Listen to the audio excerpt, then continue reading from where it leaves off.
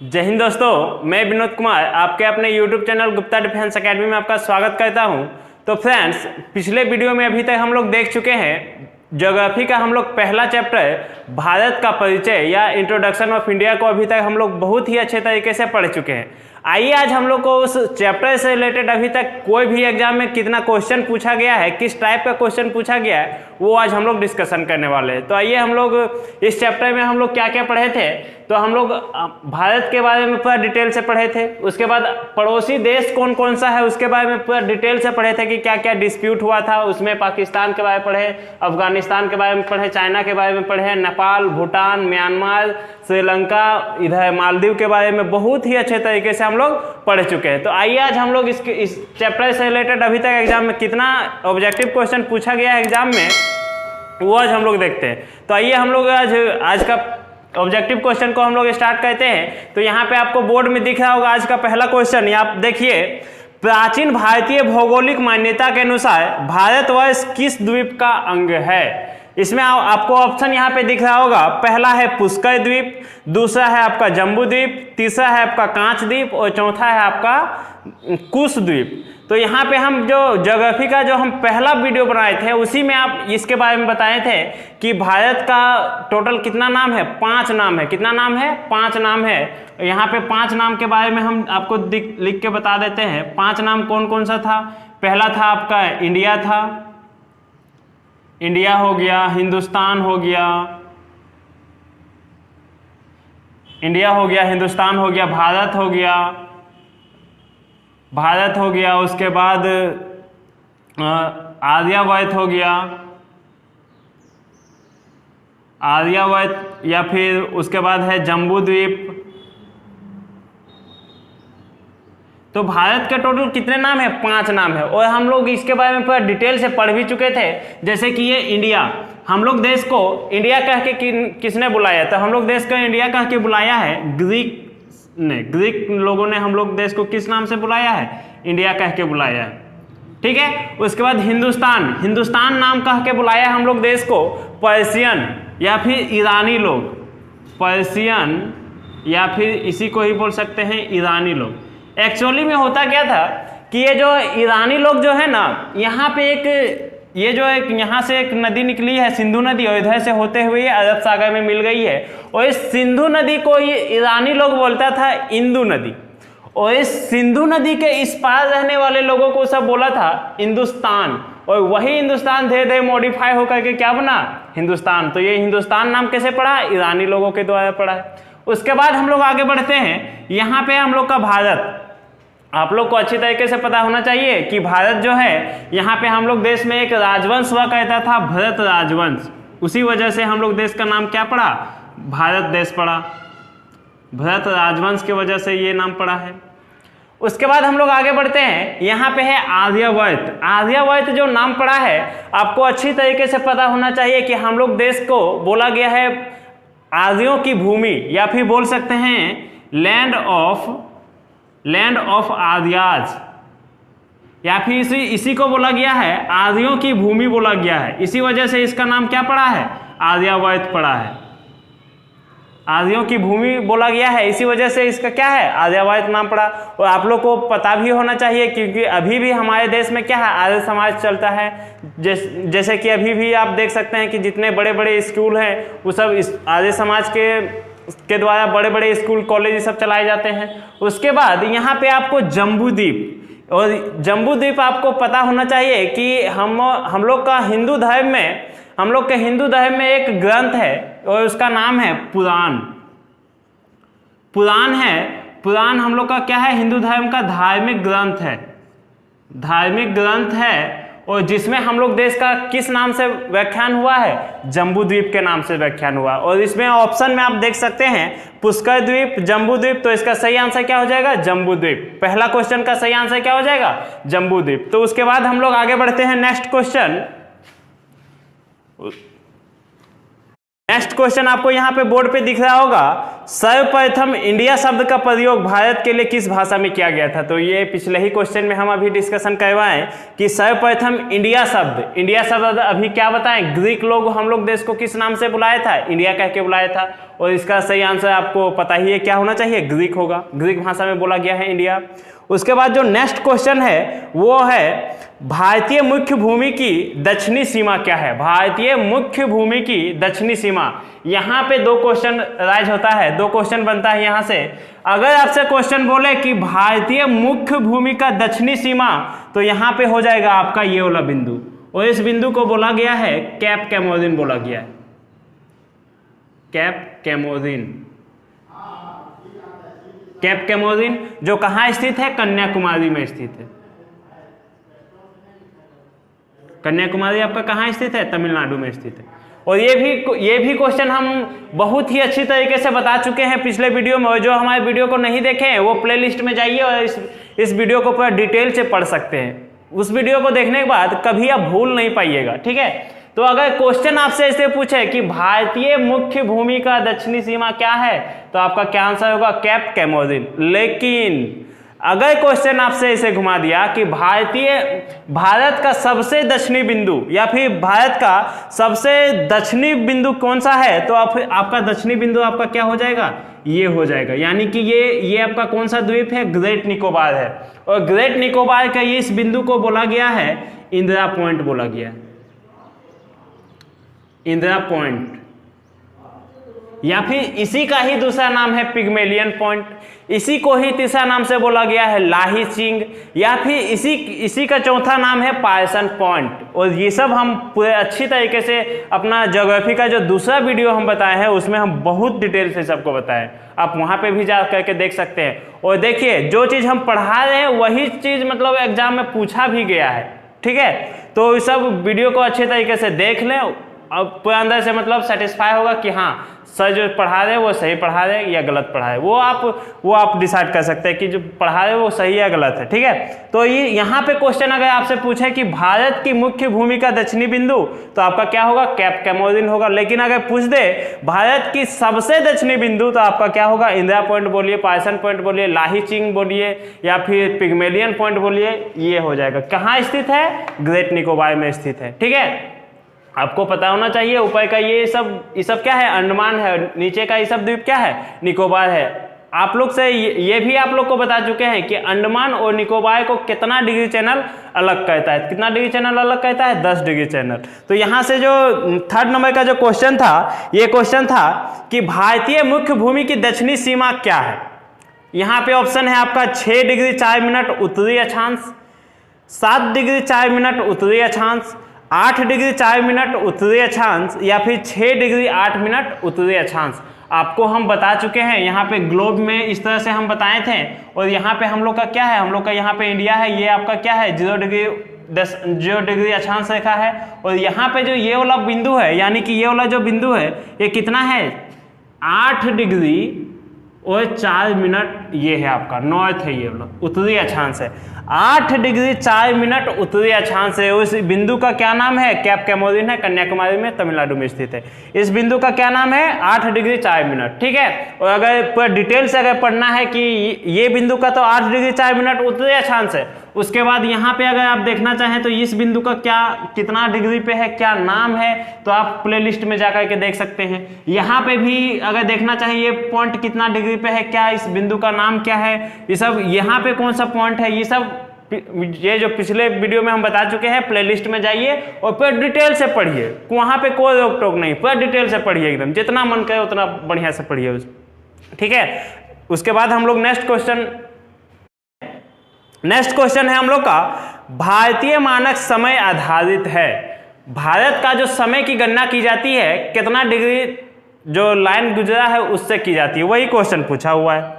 Option में आपका है 80 डिग्री पूर्वी देशांतर रेखा, दूसरा है 80 डिग्री पश्चिमी देशांतर रेखा, तीसरा है 82.5 डिग्री पूर्वी देशांतर रेखा, और चौथा है 82.5 डिग्री पश्चिमी देशांतर रेखा।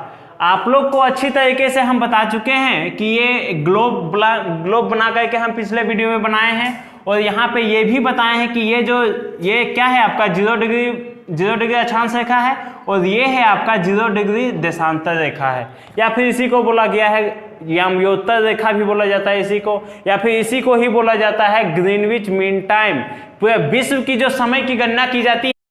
तो फ्रेंड्स इसका सही आंसर है C number option C number है 82.5 डिग्री पूर्वी देशांतर। यहाँ पे हम आप लोग को दिखा रहे थे कि ये जो 0 डिग्री देशांतर रेखा है इसी से क्या होती है पूरे विश्व की समय की गणना की जाती है। इसको क्या बोला गया है ग्रीनविच मीन टाइम, इसी से पूरे समय की गणना होती है। उसी तरह से हम लोग देश से भी, ये इंडिया है और इस यहाँ से होते हुए एक लाइन गुजरा है और इसको बोला गया है 82.5 डिग्री पूर्वी देशांतर। 82.5 डिग्री पूर्वी देशांतर बोला गया है इसको, ठीक है। 82.5 डिग्री पूर्वी देशांतर इसको बोला गया है इस लाइन को, और इसी से क्या होती है समय की गणना की जाती है। और ये वाला जो लाइन गुजरा है ना, ये यूपी के मिर्जापुर शहर से होकर के गुजरा है। और अगर मिर्जापुर आपको कहीं कहीं नहीं ऑप्शन में देखने को मिले तो वहां पे आपको नैनी नामक शहर आपको देखने को मिलेगा, ठीक है। तो आइए हम लोग आगे बढ़ते हैं और नेक्स्ट क्वेश्चन जो है, भारत का पैमानिक समय उस स्थान का स्थानीय समय है जो स्थित है। लीजिए वही वाला क्वेश्चन फिर से रिपीट हो गया है।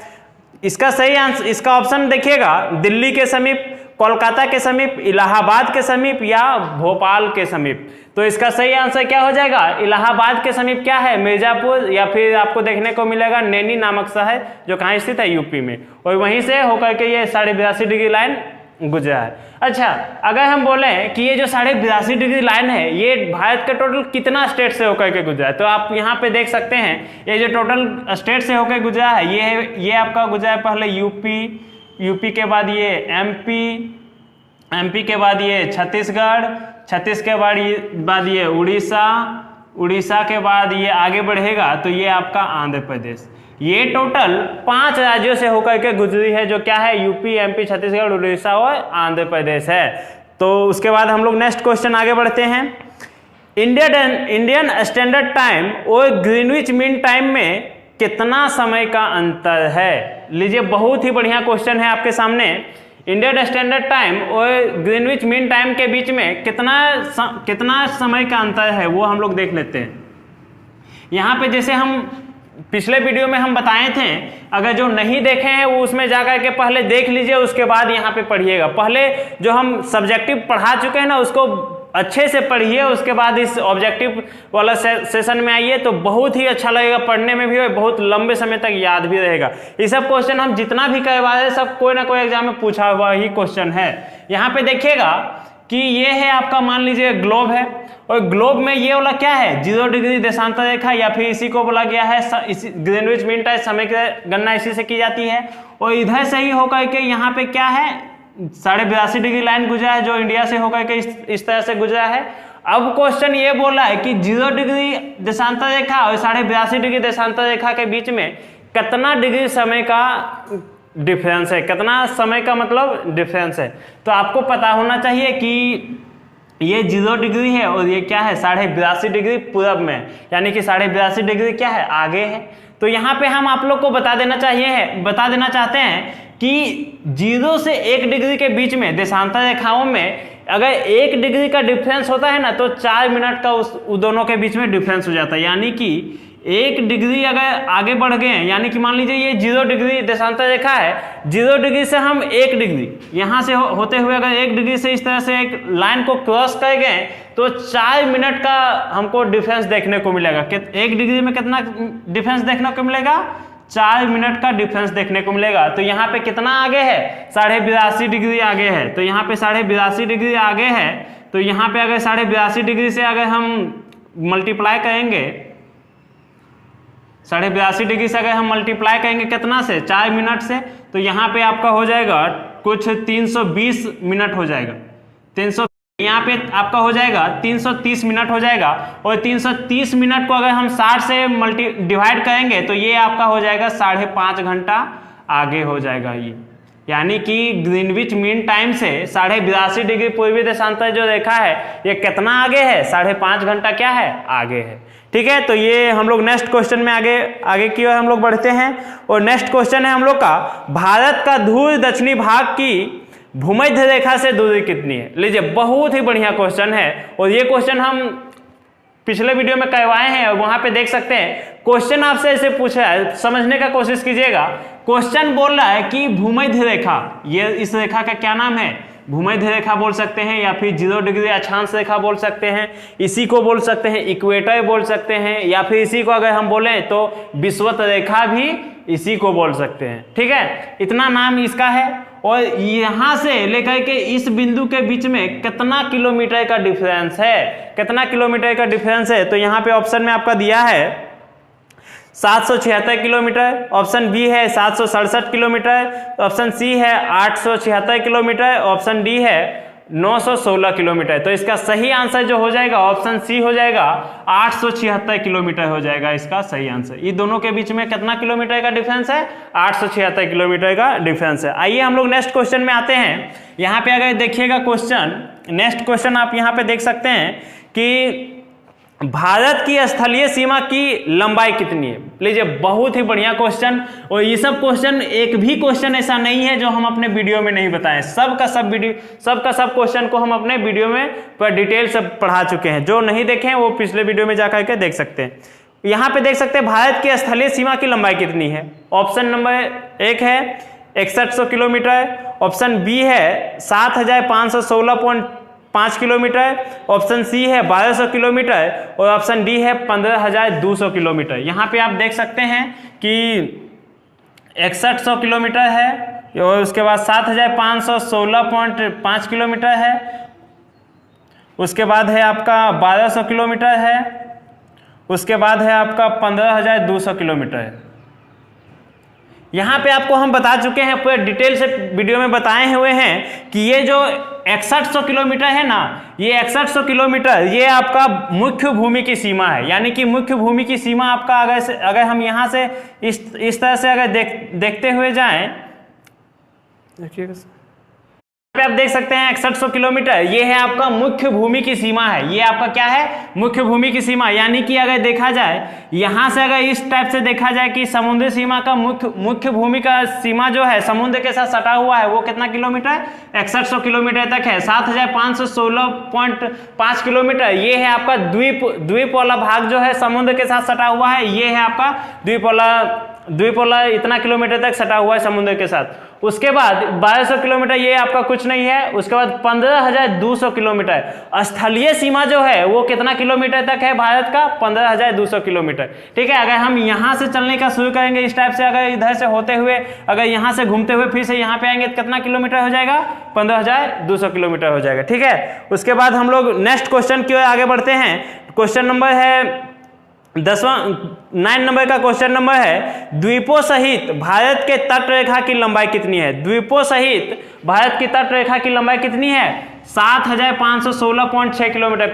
पिछले यहाँ पे देख सकते हैं ऑप्शन में है 7516.5 किलोमीटर। ये जो है 6100 किलोमीटर जो है ना वो आपका समुद्र के साथ सटा हुआ है। यहाँ से जो समुद्र के साथ सटा हुआ है सो यहाँ पे वेस्ट बंगाल तक ये क्या है, समुद्र के साथ सटा हुआ है, 6100 किलोमीटर है। लेकिन अगर इसी में द्वीप वाला भाग को भी मिला दिया जाए तो टोटल कितना हो जाता है, 7516.5 किलोमीटर तक समुद्र से सटा हुआ है। ठीक है, नेक्स्ट क्वेश्चन में आते हैं हम लोग, भारत की उत्तर से दक्षिण तक की लंबाई कितनी है। यहाँ पे आप देखिए भारत की उत्तर से लेकर के दक्षिण तक की लंबाई कितनी है। ये बहुत ही बढ़िया क्वेश्चन है। ऑप्शन है आपका 2933 किलोमीटर, 3214 किलोमीटर, 3124 किलोमीटर और 3412 किलोमीटर है। ठीक है, तो इसका सही आंसर हो जाएगा 3214 किलोमीटर। यहाँ से लेकर के यहाँ तक की जो लंबाई है ये है आपका कितना, 3214 किलोमीटर तक है ये आपका ये लंबाई है। ये सब हम बहुत ही अच्छी तरीके से पिछले वीडियो में बता चुके हैं।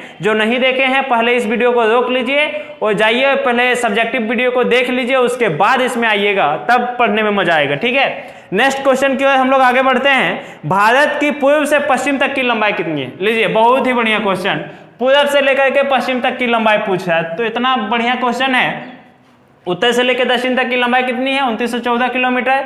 और यहाँ से पूर्व से लेकर के पश्चिम तक की लंबाई आपका पूछ रहा है। ऑप्शन में है आपका 2933 किलोमीटर, ऑप्शन नंबर बी है 3033 किलोमीटर, और ऑप्शन नंबर सी है 3133 किलोमीटर, ऑप्शन नंबर डी है 3214 किलोमीटर। तो इसका सही आंसर हो जाएगा 2933 किलोमीटर। ये जो है पूर्व से लेकर के पश्चिम तक की लंबाई कितनी है? 2933 किलोमीटर है, ये आपका लंबाई है। उसके बाद नेक्स्ट क्वेश्चन में आते हैं हम लोग। नेक्स्ट क्वेश्चन में आइएगा, और ये है आपका नेक्स्ट क्वेश्चन कि भारत की तट रेखा की लंबाई कितनी है। लीजिए, यही वाला भी हम बता रहे थे कि भारत की तट रेखा की लंबाई कितनी है, और वही वाला क्वेश्चन फिर से ऑप्शन में यहाँ पे देख सकते हैं। भारत की जो तट रेखा की लंबाई कितनी है? 6100 किलोमीटर है। अगर देखा जाए ये जो गुजरात वाला भाग है, यहाँ से जो समुद्र से सटा हुआ है, सो यहाँ से सटा हुआ है समुद्र के साथ, सो एकदम यहाँ वेस्ट बंगाल तक सटा हुआ है। ठीक है, तो ये भारत की तट रेखा की लंबाई कितनी है? 6100 किलोमीटर है। लेकिन अगर आपसे क्वेश्चन में ऐसे पूछ दे कि अगर आप लोग को बोला जाए कि भारत का कौन कौन सा स्टेट है जो समुद्र के साथ सटा हुआ है, तो आइए हम उसको पर अच्छे से बता देते हैं। जैसे कि यहाँ से इस साइड से अगर चलना शुरू करें, तो यहाँ पे पहले जो सटा हुआ है समुद्र के साथ, ये है आपका गुजरात सटा हुआ है। गुजरात के बाद आगे बढ़ेंगे तो ये आपका हो जाएगा महाराष्ट्र। देखा जाए कि भारत का कौन कौन सा स्टेट सटा हुआ है समुद्र के साथ, तो यहाँ पे आप देख सकते हैं कि ये आपका क्या है? गुजरात है। गुजरात के बाद यहाँ पे इतना भाग तक ये आपका क्या है? ये आपका महाराष्ट्र है। महाराष्ट्र हो गया, ये आपका गुजरात हो गया। उसके बाद यहाँ पे क्या है? गोवा है। गोवा है। गोवा के बाद यहाँ पे आपका इस टाइप से यहाँ पे आपका क्या है? कर्नाटक है। कर्नाटक के बाद ये आपका क्या है? केरल है।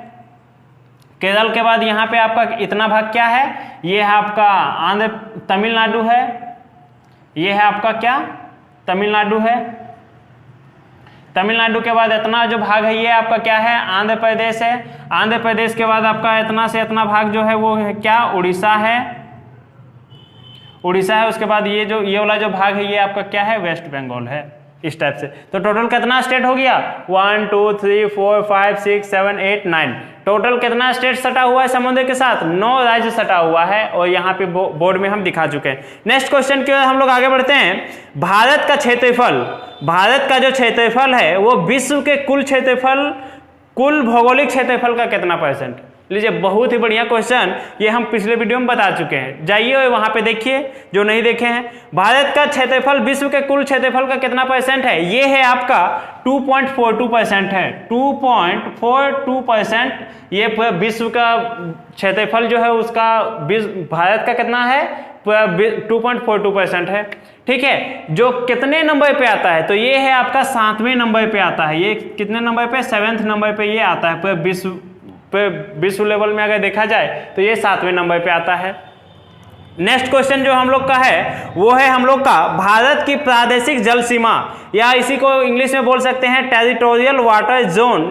ठीक है, समुद्री तट से कितना समुद्री मील की दूरी तक है? यहाँ पे ये क्वेश्चन हम ज्योग्राफी का जो सब्जेक्टिव वीडियो पढ़ाए हैं, जो सबसे लास्ट वीडियो जो पढ़ाए, यानी कि ये आपका होगा वीडियो नंबर 10 में होगा, पार्ट 10 में ये आपका क्वेश्चन होगा। ये क्वेश्चन वहां से देख सकते हैं। भारत की प्रादेशिक जल सीमा समुद्र तट से कितना समुद्री मील की दूरी तक है? आप लोग को हम बताए थे कि ये वाला जो इतना समुद्र का जो सीमा है, इस सीमा को क्या बोला जाता है? प्रादेशिक समुद्री सीमा बोला जाता है इसको। ठीक है, और कितना नॉटिकल मील तक है, यानी कितना समुद्री मील तक है?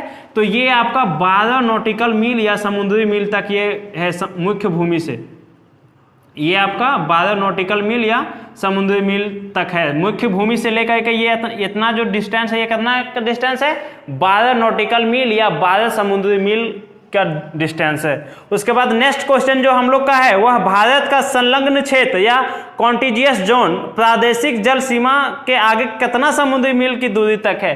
क्वेश्चन ये बोल रहा है कि ये जो है क्वेश्चन है ये आपका संलग्न क्षेत्र या फिर कॉन्टिजियस जोन इस मुख्य भूमि से लेकर के ये कितना नॉटिकल मील आगे तक है, यानी कि यहाँ तक जो है ये कितना नॉटिकल मील तक आगे संलग्न क्षेत्र या कॉन्टिजियस जोन आगे तक बढ़ा हुआ है? तो ये है आपका 24 नॉटिकल मील तक या फिर 24 समुद्री सीमा तक ये फैला हुआ है। समुद्री सीमा तक ये आगे बढ़ा हुआ है 24 समुद्री सीमा तक। और ये सब क्वेश्चन हम बहुत ही अच्छे तरीके से बता चुके हैं वीडियो में, जाइए पहले वहां पे देख लीजिए, उसके बाद यहाँ पे देखिएगा। नेक्स्ट क्वेश्चन है भारत में कितने राज्य समुद्री तट रेखा में स्थित हैं। लीजिए अभी थोड़ा देर पहले यही वाला क्वेश्चन करवाएं कि भारत के कितना राज्य जो है वो समुद्र के साथ सटे हुए हैं। यहाँ पे बोर्ड में भी आप देख सकते हैं कि हम यहाँ पे मैप में दिखाए हुए हैं, और जो नहीं देखे वो थोड़ा सा पीछे कीजिए वीडियो को, वहाँ पे देख लीजिए। ठीक है, तो ये कितने राज्य हैं, 9 राज्य ऐसे हैं जो समुद्र के साथ सटे हुए हैं। गुजरात, महाराष्ट्र, गोवा, कर्नाटक, केरल, तमिलनाडु, आंध्र प्रदेश, उड़ीसा और वेस्ट बंगाल स्थित है। भारत का एकांतिक आर्थिक क्षेत्र, या फिर हिंदी इंग्लिश में अगर बोलें तो इसको बोला जाएगा एक्सक्लूसिव इकोनॉमिक जोन, संलग्न क्षेत्र के आगे कितना समुद्री मील की दूरी तक स्थित है। कहने का मतलब ये कि मुख्य भूमि से लेकर के कितना आगे तक का जो क्षेत्र है, जिसको हम लोग बोल सकते हैं एकांतिक आर्थिक क्षेत्र या एक्सक्लूसिव इकोनॉमिक जोन। तो ये जो आपका क्षेत्र है ये है आपका 200 नॉटिकल मील। ये 200 नॉटिकल मील तक या फिर 200 समुद्री सीमा आगे तक ये जो सीमा है समुद्र में, ये आपका क्या है, एकांतिक आर्थिक क्षेत्र या इकोनॉमिक एक्सक्लूसिव जोन, ये है आपका। ठीक है, उसके बाद नेक्स्ट क्वेश्चन जो हम लोग आगे बढ़ते हैं, भारत में निम्नलिखित में से किस राज्य की तट रेखा सबसे लंबी है। बहुत ही बढ़िया क्वेश्चन है ये, आपको ये सब जितना भी क्वेश्चन करवाए सब कोई ना कोई एग्जाम में पूछा हुआ क्वेश्चन है। ठीक है, और ये सब पढ़ा भी चुके हैं हम। देखिए पिछले वीडियो में जाइए, देखिए भारत में निम्नलिखित में से किस राज्य की तट रेखा सबसे लंबी है। ऑप्शन में है आपका तमिलनाडु, दूसरा है कर्नाटक, तीसरा है गुजरात, चौथा है आपका आंध्र प्रदेश। तो इसका सही आंसर हो जाएगा क्या, गुजरात होगा। ये आपका सही आंसर क्या होगा, गुजरात होगा। ये जो गुजरात जो है ना, ये 1214.5 किलोमीटर तक ये समुद्र के साथ सटा हुआ है। लेकिन अगर यहीं से क्वेश्चन एक और एक बनेगा कि भारत की कौन सा राज्य है जो समुद्र के साथ सबसे कम किलोमीटर तक सटा हुआ है, तो वो आपका कौन सा स्टेट हो जाएगा, ये आपका गोवा हो जाएगा। ये कौन सा स्टेट होगा, ये आपका गोवा होगा। ये कितना किलोमीटर तक सटा हुआ है समुद्र के साथ, तो ये जो समुद्र के साथ सटा हुआ है 132 किलोमीटर तक मात्र सटा हुआ है। ठीक है, उसके बाद हम लोग आगे बढ़ते हैं। नेक्स्ट क्वेश्चन में आते हैं आगे। कौन सी अक्षांश रेखा भारत के मध्य से होकर के गुजरती है। बहुत ही बढ़िया क्वेश्चन एकदम। कौन सी अक्षांश रेखा भारत के मध्य से होकर के गुजरती है। पहला है ऑप्शन में आपका कर्क रेखा, दूसरा है मकर रेखा, तीसरा है आपका विषुवत रेखा और चौथा है आपका आर्कटिक रेखा।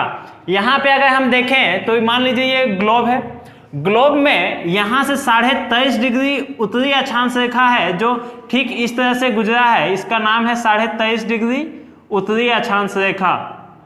ठीक है, और इसी का नाम क्या है, कर्क रेखा है। इसका क्या नाम है, कर्क रेखा है। 23.5 डिग्री साउथ में भी एक रेखा गुजरा है, 23.5 डिग्री साउथ में भी एक रेखा गुजरा है। इसको क्या बोला जाता है, मकर रेखा। इस इंग्लिश में अगर बोले तो ट्रॉपिक ऑफ कैप्रिकॉर्न इसको बोला जाता है, और इसको बोला जाता है कर्क रेखा को इंग्लिश में बोला जाता है ट्रॉपिक ऑफ कैंसर, जो भारत का ठीक बीचों बीच से होकर के गुजरा है। ठीक है, अब यहाँ पे ऑप्शन में ये भी दिया हुआ है कर्क रेखा, दूसरा है आपका मकर रेखा। मकर रेखा आपका क्या हो जाएगा, 23.5 डिग्री दक्षिण में या साउथ में जो रेखा गुजरी है उसको मकर रेखा बोला जाता है।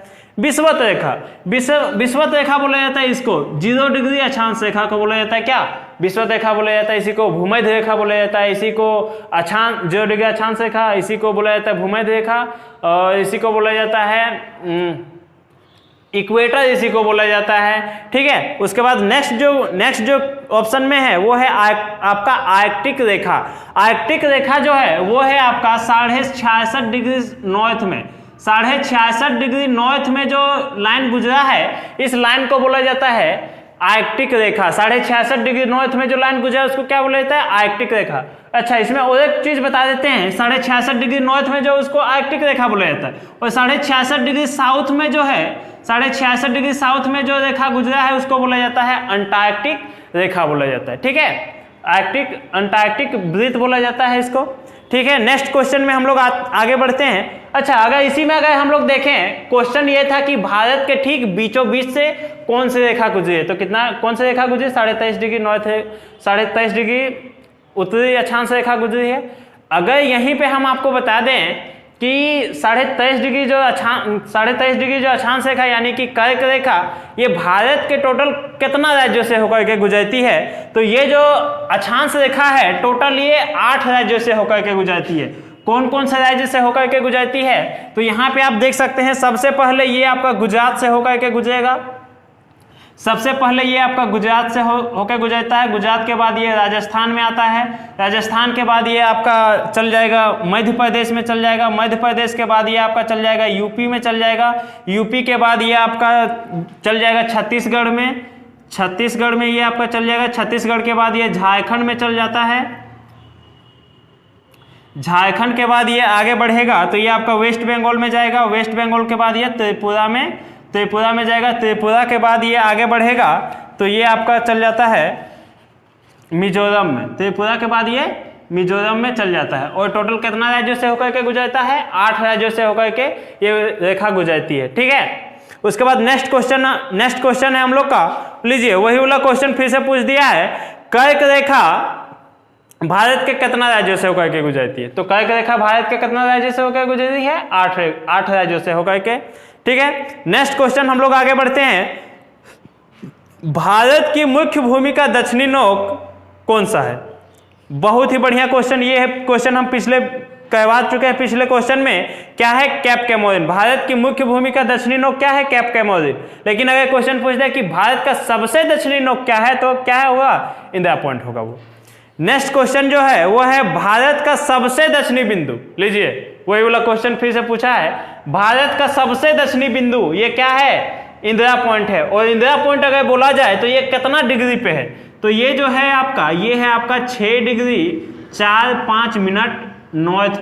जो आपका इंदिरा पॉइंट है ये है आपका, ये कितना डिग्री पे स्थित है? तो ये आपका है 6 डिग्री 4-5 मिनट पे स्थित है। ये 4-5 मिनट नॉर्थ में या फिर उत्तरी रेखा है। ठीक है, उसके बाद हम लोग नेक्स्ट क्वेश्चन में आते हैं हम लोग कि इंदिरा पॉइंट का अन्य नाम क्या है? लीजिए, बहुत ही बढ़िया क्वेश्चन। इंदिरा पॉइंट का अन्य नाम क्या है? यहाँ पे आपको इसके बोर्ड में दिख रहा होगा क्वेश्चन। ऑप्शन में है पायसन बिंदु, बी नंबर है लाही चिंग, सी नंबर है पिग्मेलियन पॉइंट, या डी नंबर है इनमें से सभी। तो इसका सही आंसर क्या होगा? इनमें से सभी होगा, क्योंकि ये जो इंदिरा पॉइंट है इसी का ही नाम है पायसन पॉइंट, पिग्मेलियन पॉइंट, लाही चिंग या फिर इंदिरा पॉइंट, सब इसी का ही नाम है। ठीक है, तो इसका सही आंसर क्या होगा? इनमें से सभी। नेक्स्ट क्वेश्चन की ओर हम लोग आगे बढ़ते हैं और नेक्स्ट क्वेश्चन है हम लोग का, निम्नलिखित में से कौन सा स्थान भूमध्य रेखा के निकटतम स्थित है? लीजिए, क्वेश्चन इस बार घुमा फिरा के क्वेश्चन पूछा है। क्वेश्चन कैसे पूछा है कि निम्नलिखित में से कौन सा स्थान भूमध्य रेखा से निकटतम स्थित है? कहने का मतलब ये है, ये आपका क्या है? भूमध्य रेखा है, इक्वेटर है, विषुवत रेखा है, 0 डिग्री अक्षांश रेखा है। इससे इंडिया का कौन सा ऐसा बिंदु है जो सबसे निकटतम स्थित है? यानी कि ये आपका क्या है? ये आपका मुख्य भूमि का दक्षिणी नोक है। और ये वाला जो द्वीप सब जो बना हुआ है ये वाला पूछा है, यानी कि सबसे दक्षिणी बिंदु ये वाला पूछा है, सबसे निकटतम यही वाला ना पड़ेगा जी। तो ये इस पॉइंट के बारे में पूछा है कि निम्नलिखित में से कौन सा स्थान भूमध्य रेखा के सबसे निकटतम स्थित है। ऑप्शन में है आपका कैप कैमोरिन, ये वाला है। बी नंबर में है रामेश्वरम, सी नंबर में है इंदिरा पॉइंट, डी नंबर में है इंदिरा कॉल। तो सबसे निकट भूमध्य रेखा से जो सबसे निकटतम बिंदु है वो है आपका क्या? ग्रेट निकोबार का इंदिरा पॉइंट, जो कितना डिग्री पे है? 6 डिग्री 4-5 मिनट पे स्थित है। ठीक है, अगर आपको देखा जाए कि कैप कैमोरिन, तो कैप कैमोरिन आपका यहाँ पड़ेगा। ये वाला बिंदु को बोला जाता है कैप कैमोरिन। रामेश्वरम आपका यहाँ पड़ता है, ये श्रीलंका और इंडिया के बीच में यहाँ पे एक द्वीप है, पंबन द्वीप। और पंबन द्वीप पे ही हम हिंदू धर्म का एक धार्मिक स्थल है रामेश्वरम, और यहाँ पे स्थित है रामेश्वरम। उसके बाद इंदिरा कॉल जो है ये है आपका सबसे उत्तरी बिंदु है, ये वाला है इंदिरा कॉल, इसका नाम है इंदिरा कॉल। ठीक है, उसके बाद हम लोग आगे बढ़ते हैं नेक्स्ट क्वेश्चन की ओर हम लोग आगे बढ़ते हैं। ये जो इंदिरा कॉल है ना, ये 37 डिग्री और 6 मिनट नॉर्थ पे है ये। ठीक है, उसके बाद नेक्स्ट क्वेश्चन की ओर हम लोग आगे बढ़ते हैं। भारत का दक्षिणतम स्थान इंदिरा पॉइंट निम्नलिखित में से कहाँ स्थित है? यहाँ पे ऑप्शन में आपको दिख रहा होगा कि तमिलनाडु, केरल, लक्षद्वीप या अंडमान निकोबार। तो इसका सही आंसर क्या हो जाएगा? अंडमान निकोबार। अंडमान निकोबार का ही ना ये भाग है जी। अंडमान निकोबार का ये सबसे कौन सा द्वीप है? ये ग्रेट निकोबार। और ग्रेट निकोबार का ये कौन सा पॉइंट है? इंदिरा पॉइंट। और ये इसी के बारे में पूछा था कि इंदिरा पॉइंट जो है ये कहाँ स्थित है? ये आपका ग्रेट निकोबार या फिर अंडमान निकोबार में स्थित है। तो आई होप कि ये वीडियो आप लोग को बहुत ही अच्छे तरीके से समझ में आया होगा। और जिन लोगों को ये वीडियो नहीं समझ में आया वो सबसे पहले जाइए मेरे प्लेलिस्ट में और जो सब्जेक्टिव वीडियो पढ़ा चुके हैं उससे पहले अच्छी तरीके से पढ़ लीजिए, उसके बाद इस वीडियो को देखिएगा। बहुत ही अच्छी तरीके से समझ में आएगा और बहुत लंबे समय तक याद रहेगा। इतना डिटेल से फिर आपको कभी लाइफ में पढ़ने की जरूरत भी नहीं पड़ेगा, इतना डिटेल से पढ़ा चुके हैं। तो आई होप कि ये वीडियो आप लोग को बहुत ही अच्छी तरीके से समझ में आया होगा। और इसी तरीके से आप मेरे वीडियो को लाइक, कमेंट और सब्सक्राइब करते रहिए ताकि हमारे वीडियो के नोटिफिकेशन आपको सबसे पहले आपके मोबाइल तक पहुंच जाए। आज के लिए बस इतना ही। Thank you. वंदे मातरम। भारत माता की जय।